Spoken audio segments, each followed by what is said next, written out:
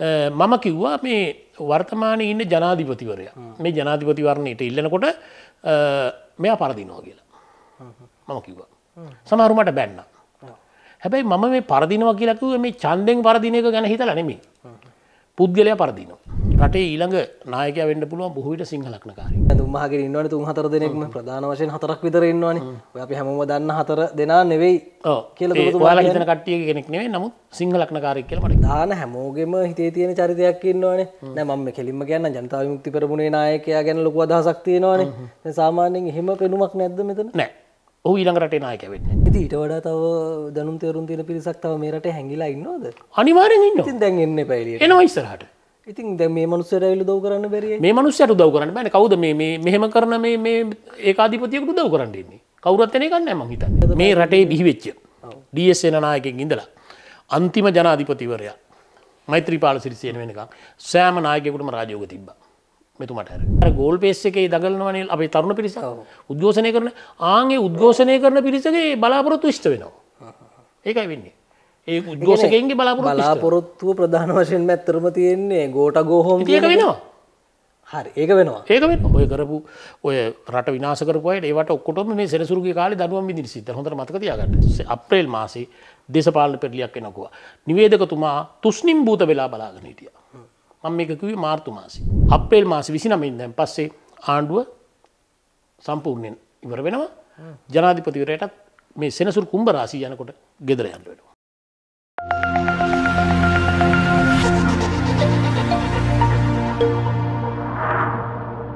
හිතවතුනි සුබ දවසක් හැමදෙනාම බොහොම ගෞරවයෙන් පිළිගන්නවා අද දවසේදීත් අපේ කතා බහට. ඉතින් ඔබ දන්නවා මේ ජ්‍යොතිර්විද්‍යාත්මක කාරණා සම්බන්ධයෙන් කතා කරනකොට විශ්වකර්ම නාලිකාව පැමිණෙන තැන් කිහිපයක් තියෙනවා.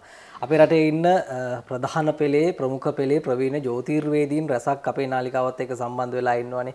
ඒ අතරින් අපිට ඉන්න වටිනාම සම්පත්දායකයෙක් තමයි ප්‍රවීණ ජ්‍යොතිර්වේදී KAU සරච්චන්ද්‍ර මහත්මයා කියලා කියන්නේ. කාලාන්තරයක් තිස්සේ අපේ නාලිකාවත් එක්ක සම්බන්ධ වෙලා විශේෂ කාරණා රැසක් සමාජගත කරපු අපේ සරච්චන්ද්‍ර මහත්මයා මුණ ගැහෙන්න අපි ආවා. ඔබතුමා බොහොම ගෞරවයෙන් අයබෝන් කියලා පිළිගන්නවා සරච්චන්ද්‍ර මහත්මයා. අයබෝන් රමේෂ් කතා බහට. ඉතින් සරච්චන්ද්‍ර මහත්මයා මේ රටේ තියෙන තත්ත්වයක් ටිකක් තීරණාත්මකයි. ඔය අතරේ මිනිස්සුන්ගේ ජීවිත ඉස්සරහට ගත වෙන්නේ කොහොමද මේ හැලහැප්පීම් එක්ක අපිට ජීවත් වෙන්න සිද්ධ වෙලා තියෙනවා. ඔය අතරේ කලිනුත් ඔබතුමා මතක් කරා මේ මාසේ අවසාන වෙනකොට යම් ප්‍රබල ග්‍රහ බලපෑමකට අපි මේ රට ලෝකේ පත් වෙනවා ලක් වෙනවා. මේ ගැන ටිකක් දැනගන්න තමයි අපිට අවශ්‍යතාවය තියෙන්නේ. සරච්චන්ද්‍ර මහත්මයා මොකද්ද මේ ඉස්සරහට එන ප්‍රබල ග්‍රහ මාරුව මේකෙන් අපේ රටට මොන වගේ බලපෑමක්ද තියෙන්නේ කියලා අපි එහෙම කතාව පටන් ගමු අද දවසේ. ඔව්. මේ 2022 අවුරුද්දේ අප්‍රේල් මාසේ 29 වෙනිදා උදේ හරියටම කිව්වොත් 7:53ට සෙනසුරු ගහය කුම්භ රාශියට එනවා. මේ සෙනසුරුට කුම්භ රාශිය කියන්නේ තමන්ගේ බලවත් ස්වක්ෂේත්‍ර රාශිය. ඒක නිසා සෙනසුරුගේ බලයේ වැඩිවීමක් මේ සෙනසුරු මාරුවත් එක්ක සිද්ධ වෙනවා. මේක සිද්ධ වෙන්නේ අවුරුදු 30කට වතාවක්. අවුරුදු 30කට වතාවක් තමයි වෙන්නේ. දැන් මේ අවුරුදු 30කට වතාවක් වෙන මේ සෙනසුරු මාරුවේදී රටට අපේ රට විතරක් නෙමෙයි මුළු ලෝකෙටම ලොකු වෙනසක් ඇති වෙනවා. දැන් අපි පහුගිය කාලේ දැන් ඔබට මතක ඇති 2020 අවුරුද්දේදී අපි විතර වැඩසටහනක් කරා. මම කිව්වා මේ 2020 ඉඳලා 22 වෙනකන් අප්‍රේල් වෙනකන් ලංකාවට ඉතාමත් නරකම කාලයක් උදා වෙනවා කියලා. මට මතක ඇති. මේ පහුගිය මම හිතන්නේ වැඩසටහනෙත් මතක් කරා. පහුගිය වැඩසටහනෙත් ඒක මතක් කළේ වීඩියෝ එකක් දැම්මා. එතකොට මම ඒකෙදි කිව්වා මේ අවුරුදු දෙකමාර ඇතුළත ලංකාවේ ආර්ථිකය පල්ලෙහාට වැටෙනවා. මිනිස්සුන්ට කණ්ඩ බොණ්ඩ නැතුව යනවා. මිනිස්සුන්ට තෙල් ගෑස් නැතුව යනවා. අත්‍යවශ්‍ය සේවාවල මිල ඉහළ යනවා. දැන් බලන්න මේ හැම එකක්ම මේ පසුගිය මාස ඇතුළත තමයි උනේ හුඟක් දේවල්. ඔබට මතක ඇති මේ මාර්තු මාසේ මම දිනයක් කිව්වා මාර්තු මාසේ 4 වෙනිදා ඉඳලා අප්‍රේල් මාසේ වෙනකොට මේ තියෙන බඩුවල මිල දෙගුණයක් තුගුණයක් වැඩි වෙනවා කියලා. ඒක හරියටම හරිනේ. එතකොට මම මේවා කිව්වේ මේ අද ඊයේ නෙමෙයි. දැන් සමහරු මම දැක්කා අනාවැකි කියනවා මේ මාසෙකට කලින් වෙන දේ මාසෙකට කලින් කියනවා. ඊළඟ සුමානේ වෙන්න තියෙන දේ ඕන් කියනවා ඊළඟ සුමානේ. මම එහෙම අනාවැකි කියලා නැහැ. මම කිව්වේ 2019 දී තමයි මම ඉස්සෙල්ලාම මේ ලෝකෙට රටට කිව්වේ මේ රටේ ඇති වෙන්න තියෙන නරක තත්ත්වයක් ගැන. ඔයාලට මතක ඇති ඒක. මම කිව්වා මේ වර්තමානයේ ඉන්න ජනාධිපතිවරයා මේ ජනාධිපතිවරණයට ඉල්ලනකොට මෙයා පරදිනවා කියලා. මම කිව්වා. සමහරු මට බැන්නා. හැබැයි මම මේ පරදිනවා කියලා කිව්වේ මේ ඡන්දෙන් පරදින එක ගැන හිතලා නෙමෙයි. පුද්ගලයා පරදිනවා. රට පරදිනවා. ජනතාව පරදිනවා. අන්න ඒ ගැන හිතලා තමයි මම කිව්වේ. දැන් අද ඒක වෙලා. ඡන්දෙන් දිනලා දවස් කීපයක් බොහොම ආසික් එකේ හිටියා අපි. කිරිබත් එහෙම කෑව මතක ඇතිනේ. නමුත් ඔබ දන්නවද මේ කෑවේ අපේ මලබත කියලා? මොකද ඒකට හේතු තියෙනවා. එතකොට රාජයෝගයක් නැති කෙනෙක්. කිසිම රාජයෝගයක් නැති කේන්දරයක්. මම මේව පැහැදිලිව කිව්වා. මෙහෙම රාජයෝගයක් නැති කෙනෙක් රජකමට සුදුසු නැහැ. රජ වෙන්නෙත් නැහැ උනත් වැඩි කාලයක් ඉන්නත් බෑ කියලා කිව්වා. දැන් ඒක වෙලා තියෙන්නේ. දැන් බලන්න මේ රජ වුණ දවසේ ඉඳලා සිංහල අලුත් අවුරුද්දක් තිබ්බද අපිට? නැහැනේ. කොවිඩ් වසංගතය ආවා. කොවිඩ් වසංගතය ආවා. දැන් කොවිඩ් වසංගතය දැන් හුඟක් දුරට ඉවරයි. දැන් මේ අවුරුද්දේ කොවිඩ් වසංගතයක් තිබ්බේ නැහනේ. සිංහල අලුත් අවුරුද්දට කණ්ඩත් නැහැ මිනිසුන්ට. අවුරුදු දැන් දෙකක් තිස්සේ අපිට වෙසක් එකක් නැහැ, සිංහල අලුත් අවුරුද්දක් නැහැ, නත්තලක් නැහැ, ගමනක් බිමනක් යන්න නැහැ. මේ හැමදේම මේ தත්ත්වය අනුව සිද්ධ වුණේ. ඒ කියන්නේ අර රාජයෝගයක් නැති පාලකෙක් රට පාලනය කරනකොට ඒ தත්ත්වය උදා වෙනවා. දැන් බලන්න දැන් මම කිව්වේදා ගෝඨාභය මහතා පේල් කියලා. පැහැදිලිව කිව්වා. සමහරු මට hina වුණා. බැන්න මට. නමුත් මම දන්නවා දැන් යම් කිසි දෙයක් කෙනෙක් අපි හිතමුකෝ දැන් රජකමට කෙනෙක් තරඟ කරනවා කියලා. ඒක බොහොම සෝබා ධර්මයට අනුකූල විදියට තමයි ඒක වෙන්න ඕනේ. ඒ ගැළපීම ඇති වෙනවා. ඔය ඒ තැනට එන්න ඕනේ සෝබා ධර්මයත් එක්කලා. දැන් සෝබා ධර්මෙත් එක්ක දාවේ නැහැ. චන්ද්‍ර දවස් 3-4ක කලින් කැලණියෙන් මතු වුණා නාගයෙක්. ඔබට මතක ඇති. නාගයා මතුවෙලා මේ නයා පෙන්නුවා ඡන්ද වෙලාවේ. අර නයිපනිකි නයි පෙන්නනවා වගේ මේ උතුම් මේ බුදුන් වැඩපු කැලණි විහාරයට මේ මහ ජනතාව ලක්ෂ ගාණක් ගෙනලා මේ ලෝක බොරුවක් කෙරුවා මේ රටේ එක්තරා මාධ්‍ය නාලිකාවක් මුල් වෙලා. ආන් ඒක තමයි මේ රමේෂ් අපිට වැදුන සාපේ. ඉතින් මිනිහෙකුට පුළුවන් ගේමක් ගහලා බොරුවෙන් දිනන්න. తాවකාලිකයි. දැන් ඒ බොරුවෙන් දිනුවා ඇත්තටම දිනුවානේ බොරුව ගහලා දිනුවා. ඒකෙන් ලොකු සාපයක් ඇති වුණා. ඒ සාපය තමයි අපි අද ගෙවන්නේ. ඊට පස්සේ රුවන්වැලි සෑයට ගියා දිවුරුම් දෙන්න. දිවුරුම් දෙන්න එනකොට රුවන්වැලි සෑයේ කොත නැහැ. කොත නැති වෙලාවක තමයි දිවුරුම් දුන්නේ. ඒ දිවුරුම් දීලා නිකන් හිටෙන එක එතන හූත් කිව්වා. මතක ඇති ඔබට. ඒවා දේව සාප. ඒවා තමයි මේ අපි අද භුක්ති විඳින්නේ. අපි ඒගොල්ලෝ විතරක් නෙවෙයි අපේ රටෙත් භුක්ති විඳිනවා. එතකොට මම කිව්වා පහුගිය කාලේ පුරාවටම මේ නායකයා පේල් කියලා. දැන් අද මම නෙවෙයි කියන්නේ. අද මේ රටේ පාරට බැහැලා ඉන්න මිනිස්සු ලක්ෂ ගාණක්. මොකද්ද කියන්නේ? ගෝහෝ. මේ මෙච්චර කාලයක් අපේ රටේ හිටපු කිසිම නායකයෙකුට ජනාධිපති වෙනකොට ඔහොම කියලා තියෙනවද? ජනාධිපතිවරු සමහර ජනාධිපතිවරු ඇවිල්ලා දෙපාරක් දෙවෙනි පාරක් ඡන්දෙ ඉල්ලලා දිනුවා. ජේ.ආර්. ජයවර්ධන, මහින්ද රාජපක්ෂ, චන්ද්‍රිකා කුමාරතුංග පළවෙනි වටෙත් ඉවර කළා දෙවෙනි වටෙත් කළා. සාර්ථකව. සමහර ජනාධිපතිවරු පළවෙනි වටේ විතරක් කරලා ගෙදර ගියා. මෛත්‍රීපාල සිරිසේන කවුරුවත් කිව්වේ නැහැ යන්න කියලා. එතකොට ප්‍රේමදාස මහත්තයා විතරයි අනතුරක් වෙලා මැරිච්ච ජනාධිපතිවරයා. ඊට අමතරව මේ ජනාධිපතිවරයා තමයි මිනිස්සුන්ට එපා වෙච්ච ජනාධිපතිවරයා. ඒක තමයි අර රාජයෝගයක් නැතුව රජ වෙනවා. මොකක් හරි උඩර වැට්ටියක් දාලා. එතකොට ඒකේ විපාක වලට මුහුණ දෙන්න සිදු වුණා. දැන් කෙනෙක් අහන්න පුළුවන් මේ සරච්චන්ද්‍ර කිව්වේ ගෝඨාභය පරදිනවා කියලා දිනුවනේ. ඔව් මන් දන්නවා. ඒකේ ප්‍රතිඵලය මන් දන්නවා. එතකොට මොකද වෙන්නේ දන්නවද රමේෂ්? එතකොට දැන් අයුක්තියෙන් අසාධාරණයෙන් ඒ වගේ දෙයක් දිනන්න හදනකොට සෝබා ධර්මයේ කැළඹෙනවා. එතකොට සෝබා ධර්මයේ කැළඹුමම වෙන්නේ නියාම ධර්ම ඉස්මතු වෙනවා. ඒ ඉස්මතු වෙන නියාම ධර්ම වලින් ඒකට දඬුවම් කරනවා. දැන් මේ කොවිඩ් කියන්නේ නියාම ධර්ම. ඒක ලෝකෙටම ආපු එකක්. නමුත් අපිටත් ඒක බලපෑවා. ඒතකොට මේ බලපාන වෙලාවේ මේතුමා තමයි අපේ රටේ හිටපු රාජ්‍ය නායකයා. එතකොට අපිට එකෙන් අපේ ආර්ථිකය විශාල විදිහට පල්ලෙහාට වැටුණා. කොවිඩ් වසංගතය නිසා. ඒ නියාම ධර්මය. ඒකට කියන්නේ බීජ නියාමය කියලා. එතකොට නියාම ධර්මයක් ඉස්මතු වෙලා අර අසාධාරණ විදිහට ලැබපු ජයග්‍රහණය ඔහු විනාශ කරනවා. දැන් මම කිව්වා අප්‍රේල් මාසෙ ඔබගේ නාලිකාව එක්කත් කිව්වා. තව මගේ ස්වර්ණවාහිනී ඊළඟට VFM වැඩසටහන් වලදී මම කිව්වා අප්‍රේල් මාසේ දේශපාලන පෙරලියක් වෙනවා කියලා කවුරුත් විශ්වාස කරේ නැහැ. මේ ආණ්ඩුව පෙරලේ කියලා කවුරුත් විශ්වාස කරේ. දැන් මම අප්‍රේල් මාසේ පටන් ගන්නකොටම කැබිනට් මණ්ඩලය විසිරුවා. කැබිනට් මණ්ඩලය විසිරුවා කියන්නේ දේශපාලන පෙරලිය. මම කියනවා අප්‍රේල් මාසේ 29 මේ වෙනකොට මම හිතන්නේ බහුතරෙත් අහිමි වෙලා තියෙනවා. බහුතරෙත් අහිමි වෙලා. අප්‍රේල් මාසේ 29 ඉඳන් පස්සේ ආණ්ඩුව සම්පූර්ණයෙන් ඉවර වෙනවා. ජනාධිපතිවරයාටත් මේ සෙනසුරු කුම්භ රාශිය යනකොට ගෙදර යන්න වෙනවා. ඒ කියන්නේ සරච්චන්ද්‍ර මහත්මයා ඔබතුමා කියන්නේ මම මේක අද ඉන්නේ මේ කියන්නේ මම මේක ව්‍යංගයෙන් කිව්ව කාලයක් තිස්සේ. දැන් අපේ මිනිස් ප්‍රජාවගේ තරුණ ප්‍රජාවගේ බලාපොරොත්තුව මේ මාසේ අවසාන වෙනකොට මේ මාසේ අවසාන වෙනකොට තමයි ඒක වෙන්න පටන් ගන්න. හැබැයි මේ මාසේ අවසාන වුණ ගමන් වෙන්නේ නැහැ. මේ සෙනසුරු කුම්බෙට ඇවිල්ලා සෙනසුරු තමයි මේ වැඩේ කරන්නේ. මං කියවන ඔබට ගිය වැඩසටහනේදී මං කිව්වා. ගිය වැඩසටහන මං කිව්වා සෙනසුරු කුම්බෙට ආපුවාම ජනතාවට ජයග්‍රහණයක් ලැබෙනවා. මම මේක ඔබේ වැඩසටහනේ නෙමෙයි මුළු ලංකාවටම හෙන්න කිව්වා VFM එකේ. මගේ VFM එකේ තියෙනවා ඉරිදා රෑ 9:00ට සිකුරුතරුව හැම ඉරිදකම යනවා සජීවී පැය එකමාරක්. මම මේක සජීවීව කිව්වා ලංකාවට. අප්‍රේල් මාසේ දේශපාලන පෙරලියක් එනකුවා. නිවේදකතුමා තුෂ්ණිම් භූත වෙලා බලාගෙන හිටියා.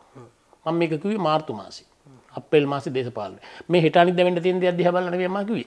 දීර්ඝ කාලීනව ග්‍රහචාරද. එදා 2019 වෙලාවේ මම මේක කිව්වෙත් ගොඩක් ඈත දැකලා මේ හෙට අනිද්දා තියෙන ඡන්දය දිහා බලලා නෙවෙයි මම කිව්වේ. ගොඩක් ඈත දැකලා කිව්වේ. සමහරු මට දොස් කිව්වා. ඇයි බොරු කියන්නේ? එතකොට සරච්චන්ද්‍ර මහත්මයා දැන් ගෝඨාභය රාජපක්ෂ මහත්මයාත් එක්ක හිටපු ප්‍රබලම අපේක්ෂකයනේ කරට කර හිටපු සජිත් ප්‍රේමදාස මහත්මයා වැරදිලා හරි සජිත් ප්‍රේමදාස මහත්මයා ජනාධිපති වුණා නම් නායකයා වුණා නම් මේ තත්ත්වයක් නැහැ කියලාද ඔබතුමා කියන්නේ? වෙන්නේ නැහැ. සාධාරණයෙන් දිනුවා නම් මේක වෙන්නේ නැහැ. හරිද? මෙහෙම වෙන්නේ නැහැ. ওই නයි පෙන්නලා එක එක මේව කරලා ප්‍රයෝග කරලා ප්‍රයෝගයෙන් තමයි ජයග්‍රහණය කළේ. ඒක නිසා අනිවාර්යෙන් මේක විපාක විඳින්න සිද්ධ වුණා. දැන් එතකොට දැන් ඔය එක්කම දැන් අපේ මේ 225 එපා කියලානේ කියන්නේ මේ මිනිස්සු ප්‍රජාව කියන්නේ 225 එපා කියලා. ඔබතුමාට පේනවද එතකොට දැන් මෙයා මේක අතහැරලා ජනාධිපතිවරයා වර්තමාන ජනාධිපති අතහැරලා යන්නේ නැහැ. ජනාධිපතිට යන්න ඇති තත්ත්වයක් ඇති කරනවා. හරි එතකොට දැන් ඒ කියන්නේ දාලා යන්නේ නැහැ. දාලා යන්නේ නැහැ. අදටත් දාලා යන්නේ නැහැ කියන්නේ. දාලා යන්නේ නැහැ. නමුත් යන්න සිද්ධ වෙනවා ඉදිරියේදී. ඉදිරියේදී යම් දවසක කියන්නේ දැන් සෙනසුරු මේ කුම්බේට ආවට පස්සේ අනිවාර්යයෙන් යන්න සිද්ධ වෙනවා. ඔව් ඒ කියන්නේ ඔය දැන් අවුරුදු 2කමාරක් විතර කොහොමද ඡන්දෙට තියෙනවනේ. එච්චර කල් තියෙන්නේ නැහැ. ඊට කලින් අතාරිනවා. මේ අවුරුද්ද ඇතුළත ඊටත් කලින් මේක වෙනවා. ඒක ඔබතුමාට කියන්න පුළුවන්ද කවුද ඊළඟට ඔය අන්තර්වාර කාලයට එන්නේ කියලා? පුළුවන් මම කියන්නේ නැහැ. මොකද ඒකට හේතුවක් තියෙනවා. දැන් මම මේක කියපු ගමන් ඒක නිකන් අර කුලප්පුවක් හැදෙනවා. කත කීප දෙනෙක් දැන් ඕක බලාගෙන කීප දෙනෙක් මේකට ඇඳුම් මහගෙන කට්ටියක් ඉන්නවනේ. ඒගොල්ලන්ට පොඩි chance එකක් දෙමු. මම එක දෙයක් කියන්නම්. රටේ ඊළඟ නායකයා වෙන්න පුළුවන් බොහෝ විට සිංහ ලග්නකාරයෙක්. නම කියන්නේ නැහැ. බොහෝ විට වෙන්න පුළුවන් කවුරුත් හිතන්නේ නැති කෙනෙක් වෙයි. ඔබවත් හිතන්නේ නැහැ. ඒ කියන්නේ දැන් ඉන්නවනේ කිහිප ඔය දැන් කියවනේ ඇඳුම් මහගෙන ඉන්නවනේ 3-4 දෙනෙක්ම ප්‍රධාන වශයෙන් 4ක් විතර ඉන්නවනේ. ඔය අපි හැමෝම දන්න 4 දෙනා නෙවෙයි කියලා ඔබතුමා ඔයාලා හිතන කට්ටියගේ කෙනෙක් නෙවෙයි. නමුත් සිංහ ලග්නකාරයෙක් කියලා මට කියන්න. ඒ කියන්නේ මේ මොකද්ද මේ වර්තමාන ක්‍රියාකාරී දේශපාලනේ ඉන්න කෙනෙක්. ඔව් නැතුව එන්න බෑනේ. ක්‍රියාකාරී දේශපාලන නැති කෙනෙක් කොහොමද? නෑ මම ඒක ඇහුවේ දැන් වෙන උදවිය කියනවනේ දැන් ඔය වෙන මේ කුමාරවරු පහළ වෙන එක. ඒ කුමාරවරු පහළ වෙන්නේ නැහැ. ඒ දියසේන කුමාරයා කියලා පහළ වුණේ මේ ඉන්න නන්දසේන කුමාරයා තමයි. දියසේන කුමාරයෙක් පහළ වෙන්නේ ඒක බුරු කතාවක්. ඒ එක එක YouTube channel වල කියනවා මේ දියසේන කුමාරයා මේ අපේ නාලිකාවෙත් කියනවා. ඔයාලගේ කෙත් කිව්වා. ඔයාලගේ කෙනෙක් කිව්වා මේ සමහරට ඔය දැන් මෙයා නැතුව එයාගේ අයියා ජනාධිපති වෙනවා කියලා. එහෙම වෙන්නේ නැහැ. හරි එහෙම වෙන්නේ නැහැ. දැන් ඊළඟට එනවා මේ කෙනෙක් කවුරුත් හිතන්නේ නැති කෙනෙක්. ප්‍රසිද්ධ කෙනෙකුත් නෙමෙයි. එතරම්. දේශපාලනේ ඉන්නවා කියන්නේ දේශපාලනේ ඉන්නවා ඇති. දේශපාලනෙත් ඉන්නවා පාර්ලිමේන්තුවෙත් ඉන්නවා. ඒ කියන්නේ ඔබතුමා ඊට වැඩි අහන්න එපා. නෑ මට කියන්නකෝ එහෙනම් මේ පුළුවන් නම් කියන්න දැන් ගෝඨාභය මහත්තයා ඉවත් වුණාම වෙන කෙනාද ඔය? ඊළඟ රටේ නායකයා. දැන් හරි බරපතල ප්‍රකාශයක්. ඔව්. දැන් මෙයා ගියාම කවුරු එන්න එපා.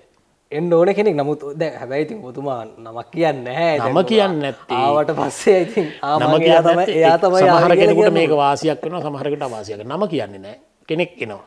කෙනෙක් එනවා. මං කිව්වනේ සිංහ ලග්නකාරී කියලා. ඒ ඇති හොඳටම. මම පස්සේ කියන්න කවුද කියලා සිංහ ලග්නකාරී. හරි. එහෙනම් අපි බලාගෙන ඉමු මොකද වෙන්නේ කියලා. මොකද දැන් හැමෝගෙම බලාපොරොත්තු ඕකනේ සරච්චන්ද්‍ර මහත්මයා. ඉතින් දැන් මේ ආර්ථික තත්ත්වය දැන් ණය ගන්න ගිහිල්ලත් ඉන්නවනේ අපි. ණය ටික ලැබෙයිද? දැන් මම දැක්ක ජපානයේ චීනේ දැන් ඔන්න මේ අපි අතාරින්නේ නැහැ කියලාත් කියනවා. දැන් මේවා මේ ගොඩ නැගිලා එන්නේ මේ රට තව වලපල්ලට යන්නද? දැන් මේ මිනිස්සු ආදරයටද අපිට ණය මේ තත්ත්වයන් ඇති වෙලා තියෙන්නේ? දැන් මේගොල්ලෝ හිටියොත් නම් ඉතින් වලපල්ලට දැන් යන්න දෙයක් නැහැ ගිහිල්ලා ඉවරයිනේ. හැබැයි දැන් එන කෙනාට පුළුවන් වෙන්න ඕනේ මේ තත්ත්වෙන් ගොඩ ගන්න. ඒ කියන්නේ මේ රටේ ස්ථාවරත්වයක් හදන්න ඕනේ. මිනිස්සුන්ට දැන් විශ්වාසයක් ඇති කරන්න ඕනේ රටට, ලෝකෙට. මේ අයට මේක කරන්න පුළුවන්. ඊළඟට රටේ නීතියක් හැදෙන්න ඕනේ. රටේ නීතියක් නැහැ නේද? දැන් මේ අහිංසක ඔයගොල්ලන්ට වෙඩි තියනනේ පාරවල්. හැබැයි ආවේ එක රටක් එක නීතියක් කියාගෙන. එක රටක් එක නීතියක්. දැන් එක රටක් නීති ගොඩක්. එහෙමනේ තියෙන්නේ. ඒක නිසා රටේ නීතියක් හැදෙන්න ඕනේ ඉස්සෙල්ලා. පොලිසිය හරියට ක්‍රියාත්මක වෙන විනයානුකූලව. එතකොට ඒවට අණ දෙන අය හරියට ඒ නියම විදිහට යන දෙන්න ඕනේ. එතකොට නීතියක් නැති රටකට උදව් කරන්න කවුරුත් එන්නේ නැහැ. එතකොට ලෝකේ රටවල් බලාගෙන ඉන්නවා ලංකාව දිහා. හරි? ලංකාවේ හොඳ පාලකයෙක් බිහි වුණොත් අපිට මේ තත්ත්වෙන් ගොඩ එන්න සමහරට ඒ උදව් කරන්න පුළුවන්. දැන් මෙයාට නොකරන උදව් කරන්න පුළුවන්. එහෙම කරලා අපිට මාස කිහිපයක් ඇතුළත සාමාන්‍ය විදියට ඔලු උස්ස ගන්න. හැබැයි මම එකක් කියනවා. තව ටික කාලයක් අපිට මේ දුක විඳින්න වෙනවා. ඔය දැන් ඒත් ණයනේ සරච්චන්ද්‍ර මහත්මයා. ඔව් ණය ගෙවන්න ඕනේ.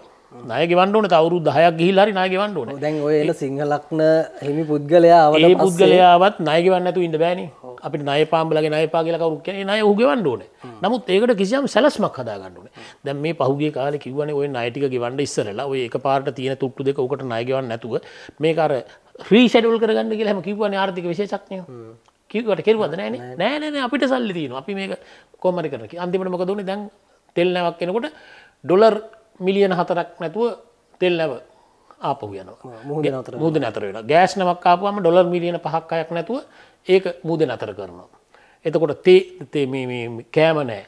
එතකොට ගෑස් නැහැ. කිරිපිටි කියන දෙයක් ඇත්තෙම නැහැ. හරි මේ පොඩි උන් කිරිපිටි බොන්න ඕන පොඩි එකාට සිමෙන්තියට අනේද තමයි. සිමෙන්ති නැහැ. ඉතින් මේක මේ විදිහට කරන්න බෑනේ. ඒක නිසා මේක කරන්න පුළුවන් මිනිස්සු ඉන්නවා. ඇයි කියන්නේ මේ කරන්න බෑ. කවුරු ගත්තත් ඕක හිමයි පාටද කරන්නේ. දැන් ඔය කියන සිංහලක්න හිමි පුද්ගලයා ඇවිල්ලා මේක වෙනස් හිමි කරන්න පුද්ගලයාට විතරක් මේක කරන්න බෑ. මේකට තව පිරිසක් එකතු වෙන්න ඕනේ. හරිද? මේකට සුදුසු පිරිසක් එකතු වෙන්න ඕනේ. මේ රටේ ඉන්න උගත් විද්වත් පිරිසක් මේකට එකතු කරගන්න. ගෝඨාභය මහත්තයාට එකතු වෙලා කරන්න. ගෝඨාභය මහත්තයාට කොහොද උගත් වැදගත් පිරිසු හිටියේ. ඔය ඔක්කොම හිටියේ මේ ඔය ඉතින් කියන්නේ ඡන්දෙට කලින් පත් උනේ මේ විද්වත් පිරිසක් වට එකතු උනේ. ඒව නිකන් බයිලා විතරනේ අන්තිමට විද්වත් පිරිස කරපු හැටි දැක්කනේ. දැන් මොකද උනේ රටට? එහෙනම් විද්වත් පිරිසක් ආව නම් මේක ගොඩ දාන්න තිබ්බනේ. කෝ ගොඩ ගියාද? ඉතින් ඊට වඩා තව දැනුම් තේරුම් තියෙන පිරිසක් තව මේ රටේ හැංගිලා ඉන්නවද? අනිවාර්යෙන් ඉන්නවා. ඉතින් දැන් එන්න එපා එළියට. එනවා ඉස්සරහට. ඉතින් දැන් මේ මිනිස්සුන්ට ඇවිල්ලා උදව් කරන්න බැරියයි. මේ මිනිස්සුන්ට උදව් කරන්න බෑනේ. කවුද මේ මෙහෙම කරන මේ ඒකාධිපතියෙකුට උදව් කරන්න ඉන්නේ? කවුරුත් එන එකක් නැහැ මං හිතන්නේ. මේ අයින් වෙලා විශ්වාසවන්ත පුද්ගලෙක් නායකත්වයට පත් වුණොත් ඕන තරම් ඒ විද්වතුන් උදව් කරන්න. දැන් රටේ අපිට ස්වභාවික සම්පත් පහළ වීම මේ වගේ දේවලුත් ලැබෙයිද කියන අපේ රටේ ස්වාභාවික සම්පත් තියෙනවා ඕන තරම් රට දියුණු කෙනෙක්. හරිද? ඉල්මනයිට් තියෙනවා. ග්‍රැෆයිට් තියෙනවා. ඒ වගේ නිෂ්පාදන හදලා ඒව විකුණලා මේ ගන්නවා වගේ 10 ගුණයක් ප්‍රතිලාභ ගන්න පුළුවන් අපේ රටේ කියලා. විද්වතුන් කියන්නේ මන් නෙමෙයි.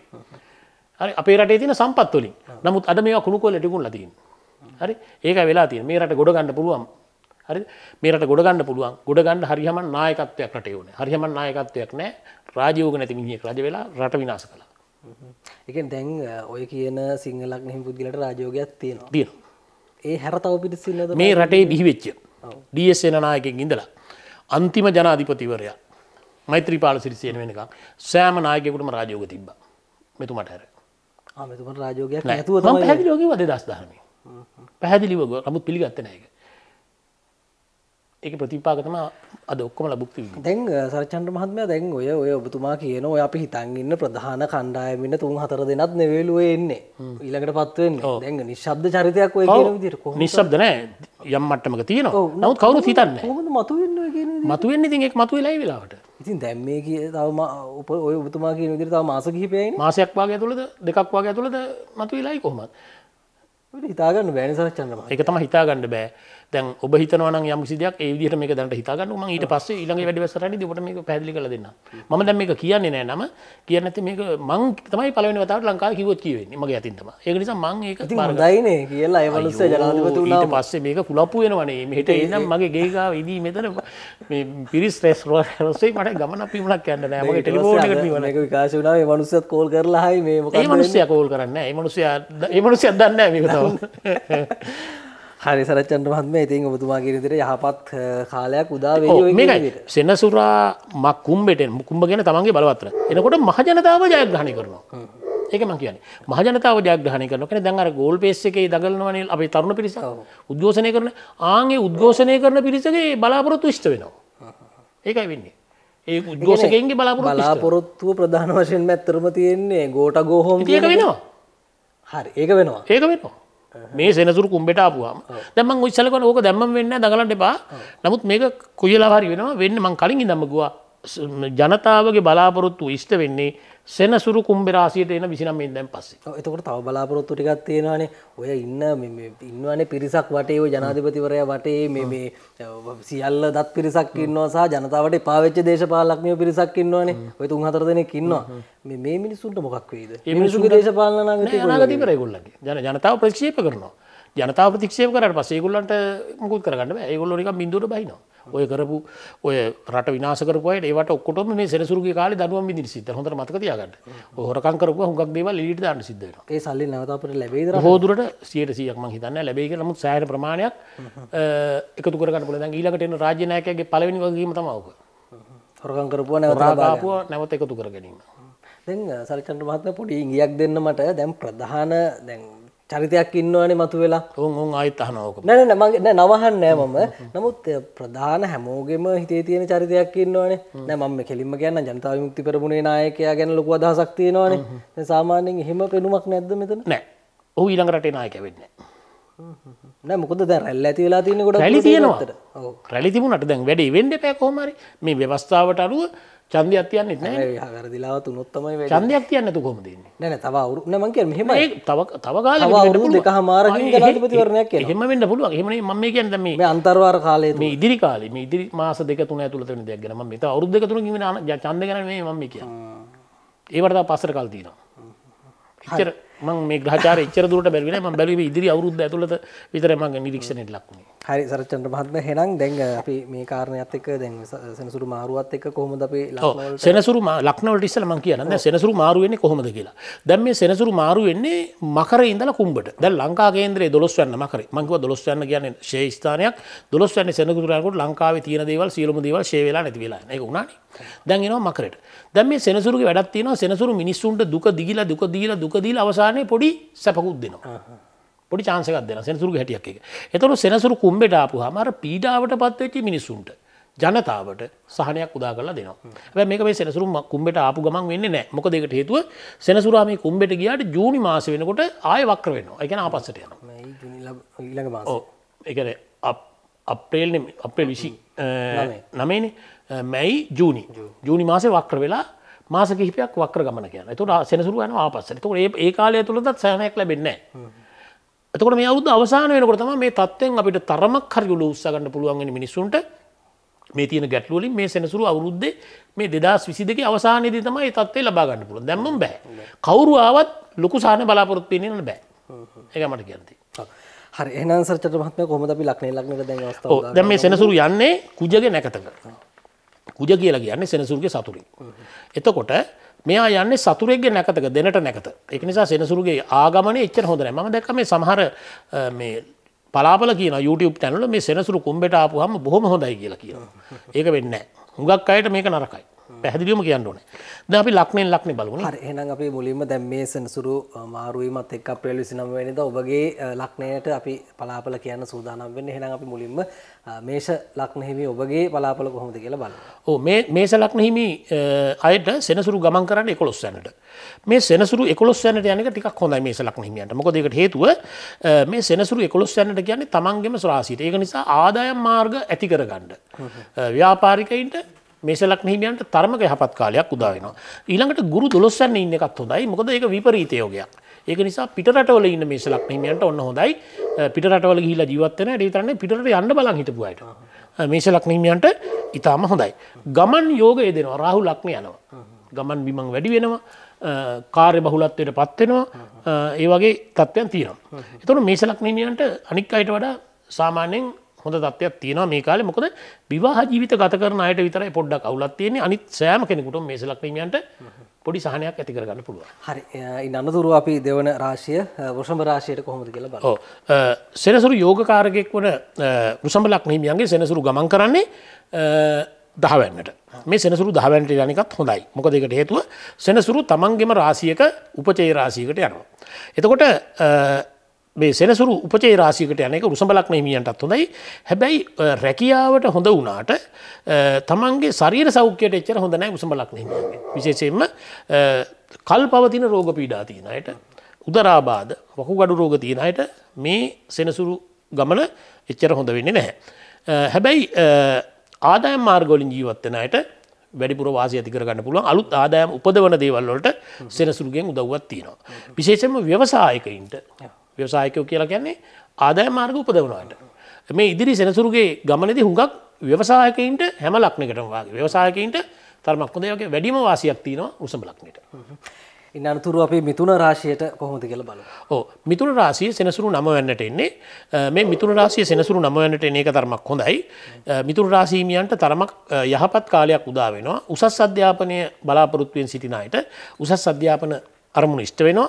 විදේශ රටවල රැකියාවක් කරන අයට ඒවා ඉෂ්ට කරගන්න පුළුවන්. රැකියාවල තත්ත්වය තරමක් උසස් තත්ත්වයකට පත් කරන්න සෙනසුරු කටයුතු කරනවා.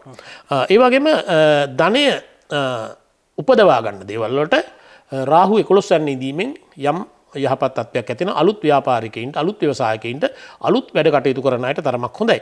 නමුත් තමන්ගේ උසස් වීම වැනි දේවල් බලාපොරොත්තු වෙමින් හිටපු උසස් ලග්නමියන්ට නම් ඒවා ඉෂ්ට වීම තරමක් ප්‍රමාදයට ලක් වෙනවා. හරි ඉන්න අනතුරු 7 වෙනි රාශිය අපි බලමු කටක රාශිය. ඔව් සෙනසුරු කටක ලග්න හිමියන්ට තරමක් අසුබ ඵල ඇති කරනවා. ඒකට හේතුව තමයි සෙනසුරු කටක ලග්න යෝගකාරක කුජ ග්‍රහයට යෝග වෙලා අටවැන්නේ ගමන් කිරීම. ඒක නිසා තරමක් දුරට දියුණුවට බාධා ඇති වෙනවා. බලාපොරොත්තු වෙන දේවල් වලට බාධා ඇති වෙනවා. රැකියාවල අවුල් යෝල් ඇති වෙනවා. නමුත් පිටරට රැකියාවල් කරන කටක ලග්න හිමියන්ට තරමක් හොඳයි. ගෙවල් දොරවල් වල තත්ත්වය තරමක් දුර්වල වෙනවා. විශේෂයෙන්ම Tamanටම කියලා ගෙයක් දොරක් නැති අයට ඒ ගෙවල් දොරවල් ප්‍රශ්නේ තවත් උග්‍ර වෙන්න ඉඩ තියෙනවා. ඒ වගේම ගෙවල් දොරවල් හදාගන්න බලාපොරොත්තු වෙමින් ඉන්න අයට ඒ බලාපොරොත්තු තරමක් කල් දාන්න සිද්ධ වෙනවා. තරමක් ඒ තත්ත්වය ඇති වෙනවා. කටක ලග්න හිමියන්ට සෙනසුරු මාරුව එච්චරම හොඳ නැහැ. ඊළඟට අපි බලමු මේ සිංහ රාශියට කොහොමද කියලා. සෙනසුරු සිංහ ලග්න හිමියන්ගේ ගමන් කරන්නේ 7 වෙන්නේ මේ සෙනසුරුත් එක්ක කුජත් ගමන් කරන නිසා කුජ පීඩා වීම නිසා සිංහ ලග්න හිමියන්ගේ දියුණුව වලට බාධා ඇති වෙනවා. විශේෂයෙන්ම රැකියාව වලට බාධා ඇති වෙනවා. ඒ විතරක් නෙමෙයි අධ්‍යාපනයටත් බාධා ඇති වෙන්න පුළුවන්. සිංහ ලග්න හිමියන්ටත් මේ සෙනසුරු මාරුව තරමක් අසුබයි. සිංහ ලග්න හිමියෝ විවාහ වෙන්න බලාපොරොත්තු වෙමින් ඉන්නවා නම් ඒවට තරමක ඉඩකඩක් ලැබෙනවා. ඒ වගේම අන්සතු ධනෙ වැනි දේවල් ලබන්න ලොතරැයි දිනුම් වැනි දේවල් වලට සුළු ඉඩකඩක් තියෙනවා. නමුත් ලොකු ඉඩකඩක් නැහැ. තමන්ගේ ගෞරවය කීර්තිය විනාශ වෙන්න ඉඩකඩ තියෙනවා. දුර බැහැර ගමන් පිටරට වලට යන්න බලාපොරොත්තු වෙමින් ඉන්න අයට ඒවා ඉෂ්ට කරගන්නත් පුළුවන්. ඊළඟ රාශිය කන්‍යා රාශිය. ඔව් කන්‍යා රාශිය සෙනසුරු එන්නේ 6 වෙනිට. සෙනසුරු 6 වෙනිට සුබ ග්‍රහයෙක්. නමුත් සෙනසුරුත් එක්ක කුජ යෝග වෙලා ඉන්න හින්දා කන්‍යා ලග්න හිමියන්ට තරමක් පීඩාකාරී තත්ත්වයන් වලට මුහුණ දෙන්න සිද්ධ වෙනවා. විශේෂයෙන්ම ණය ගනුදෙනු වලට පැටලෙන්න සිද්ධ වෙනවා. ණය වෙච්ච අය ඉන්නවා නම් ඒ ණය ගෙවා ගන්න බැරි තත්ත්වයකටපත් වෙනවා. ධනෙ උත්පාදනය කරගන්න මාර්ග අවහිර වෙලා යන්න පුළුවන්. ඒ වගේම Tamanට ලැබෙන්න තියෙන උරුම හිමිකම් පවා මේ කාලය තුල නැති වෙන්න ඉඩ තියෙනවා. සහකාර සම්බන්ධකම් වලට විවාහ කටයුතු වලට තරමක් සුබයි කන්‍යා ලග්නයට. ඊළඟට අපි බලමු තුලා රාශියට කොහොමද කියලා. ඔව් තුලා රාශියේ සෙනසුරු එන්නේ 5 වෙනිට. මේ සෙනසුරු 5 වෙනිට එන එක තරමක් හොඳයි. විශේෂයෙන්ම මූලික අධ්‍යාපනයේ හදාරන අයට මූලික අධ්‍යාපනයේ සාර්ථක කරගන්න ඉඩ කඩ ලැබෙනවා. ශාස්ත්‍රීය කටයුතු වල නියැලෙන්නන්ට ඒ ශාස්ත්‍රීය කටයුතු සම්පූර්ණ කරගන්න හැකි වෙනවා. පොතපත ලියන අයට ලේඛන කටයුතු වල නියැලෙන අයටත් තරමක් හොඳයි. නමුත් තමන්ගේ බලය තරමක් අනිසි ලෙස යොදවන්න ඉඩ කඩ තියෙනවා. රැකියාවල තත්ත්වය තරමක් දුර්වල වෙන්න පුළුවන්. ආදායම් මාර්ග වලට තරමක් හොඳයි. අලුත් ව්‍යාපාරවලට ව්‍යවසායකයින්ට තුලා ලග්න හිමියන්ට ඉතාමත් හොඳයි. හවුලේ කරන වැඩවලට නම් එච්චර හොඳ වෙන්නේ නැහැ. ඒ වගේම තමන්ගේ පවුලේ අඬදබර අවුල් යවුල් ඇති වෙන්නත් පුළුවන් කාලයක්. ශරීර සෞඛ්‍ය තරමක් දුර්වල කරන්න පුළුවන් තුලා ලග්න හිමියන්ට. ඔව් සරචන්ද්‍ර මහත්මයා දැන් මේ සිද්ධ වෙන සෙනසුරු මාරුවත් එක්ක ඊළඟට අපිට කියන්න තියෙන්නේ වෘශ්චික රාශියට කොහොමද? ඔව් වෘශ්චික ලග්නයට සෙනසුරු වෙන්නේ 4 වෙනිට. ස්ථානීය දෝෂ ඇති වෙන්න පුළුවන්. ගෙවල් දොරවල් වල ආරවුල් අඩදබර අවුල් යවුල් ඇති වෙන්න පුළුවන්. පදිංචි ස්ථානයේ තියෙන සැප පහසුකම් නැති වෙන්න පුළුවන්. තරමක් දුරට ගැටලු වලට මුහුණ දෙන්න පුළුවන්. හැබැයි ලෙඩ රෝග තියෙන අයට ඒවා සුර කරගන්න හැකියාවකුත් තියෙනවා. ඒ වගේම ශාස්ත්‍රීය දේවල් වලට නැඹුරු වෙලා ඉන්න අයට ඒ වගේම ප්‍රයෝජන ගන්න පුළුවන්. විශේෂයෙන්ම ආගමට දහමට නැඹුරු වෙලා ඉන්න අයට ඒ වගේම ප්‍රතිඵල ලබා ගැනීම හැකියාවක් තියෙනවා. තරමක් දුරට ආධ්‍යාත්මික දියුණුවක් ඇති කර ගැනීම ඉඩකඩ තියෙනවා. නීතිමය ප්‍රශ්න නඩුහබ වැනි දේවල් වලින් තරමක් අවාසිචාගත වෙන්න පුළුවන්. ඉන්න අනතුරුව ධනු රාශියට කොහොමද කියලා බලමු. ඔව් ධනු රාශියට සෙනසුරු පැමිණෙන්නේ 3 වෙනිට. ධනු ලග්න හිමියන්ට වසර ගණනාවක් තිස්සේ පීඩාවට පත් කළ ඒ රාෂ්ට්‍රකේ මේ සමග අවසන් වෙනවා. එහෙත් සෙනසුරු යෝග වෙලා ඉන්නේ කුජ ගහයට. ඒක නිසා තරමක් දුරට තමන්ගේ තත්ත්වය පහළට වැටෙන්න ඉඩ කඩ තියෙනවා. බලය අනිසි ලෙස යොදවන්න ඉඩ කඩ තියෙනවා. ආදායම් මාර්ග දුර්වල කරන්න ඉඩ කඩ තියෙන නිසා ධනු ලග්න හිමියන්ට ඒ රාෂ්ට්‍රකේ ඉවර වුණත් ව්‍යාපාර වැනි කටයුතු ආරම්භ කිරීම තරම්ම සුබදායක නැහැ. නමුත් තමන්ගේ රැකියාව කරගෙන ගෙදර දොර හදාගෙන ඉන්න පුළුවන් තත්ත්වයක් තියෙනවා. ගෙවල් දොරවල කටයුතු දියුණු කරගන්න පුළුවන්. ගේ දොර අලුත් වැඩියාවල් වැනි දේවල් අතපසු වෙලා තියෙනවා නම් ඒවා මේ අවුරුද්දේ කරගන්න පුළුවන්.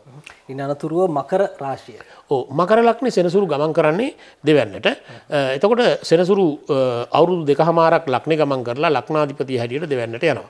මේක ඉතාමත් හොඳ තත්ත්වයක් මකර ලග්න හිමියන්ට. ඒක නිසා තරමක් තමන්ගේ දියුණුවට හේතු වන කරුණු මේ කාලයේ ඉෂ්ට කරගන්න පුළුවන්. රැකියාවලට නම් එච්චර හොඳ නැහැ. රැකියාවල යම් යම් ෂේ වීම, අඩු වීම, දුර්වල වීම ඇති වෙනවා. ගෙදර දොරේ දියුණුවක් තරමක් පල්ලෙහාට වැටෙනවා.